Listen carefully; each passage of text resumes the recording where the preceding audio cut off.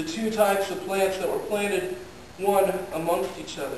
The key thing about tares are that when they're little, you cannot tell the difference between a tare and a wheat. There is no way to know the difference. And so they had to wait for it to mature. We wait for this eschatological reaping by the angels. This reaping and the finding out who these children of God are. Waiting, and all creation is waiting in eager expectation for that. An eager expectation for that. Waiting and anticipating for a new creation. We know that the whole creation has been groaning as in the pains of childbirth right up to the present time.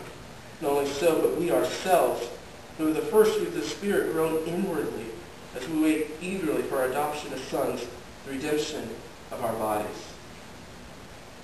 This is what is known as the already and the not yet. As we eagerly anticipate our adoption as sons, we know that we who have accepted Jesus already have that promise of adoption. We have not yet received our inheritance. We have this hope of new bodies, just like the earth has hope for a new earth. See, our bodies, just like the earth, we age. We grow older. We get sick. And going from 13 feet to 13,000, there's something that occurs to many people, and that's called elevation sickness. Because you go from as low as possible where we are here to about as high as you can possibly get at 13,000 feet. You have to drink more water, otherwise you get headaches. People literally get sick from going that difference. And one little thing that happens just going a couple thousand feet difference is your ears pop all the time. Now here at 13 feet, we get bitten by lots of bugs. And so we eagerly await the renewing of our bodies as well. That hope, that eschatological hope from the parable of the wheat and the tares. The eschatological hope for that adoption as sons, to be the wheat, to be the ones who are harvested and who are that promised hope that the world is waiting for. The world is waiting for that time for us. And we are eagerly wait that time for that hope that is given to those who believe. The hope of adoption and that inheritance that comes in it. And for us in the meantime, there's a long time of waiting that we have. It is like going along that trail, going up to the punch bowls, ever increasing difficulty as we go along. But with patience, we will get there. We will get there. For in this hope we were saved, the hope that is seen is no hope at all. Who hopes for what he already has? But if we hope for what we do not yet have, we wait for it patiently. This eschatological hope is something that we do not see. Sometimes God will give us a glimpse, but we do not see it. We anticipate it. We hope for it. If we see it, it's not hope anymore.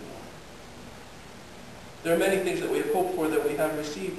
For me, I can no longer hope for a wonderful wife because I already have one. But I can hope for good children. I can hope for a congregation that will continue to strive in stewardship, in tithing, money and talents, in studying the Scriptures daily, to being fully devoted disciples of Jesus Christ, to have that hope of adoption as sons, that hope of an inheritance that is to come. Hope that is seen as no hope at all. Fulfilled hope is something we can be thankful in, and we can anticipate the next hope. If what we hope for what we do not yet have, we wait for it patiently. And sometimes that can be difficult. That can be difficult to go through your everyday.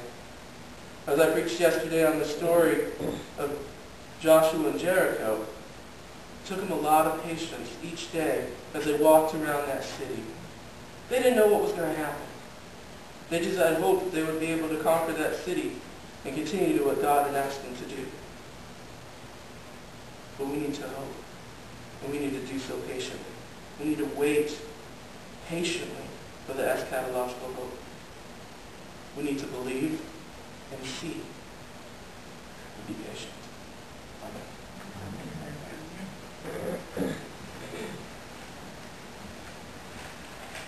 Using the form on page 358 of the Book of Common Prayer, let us stand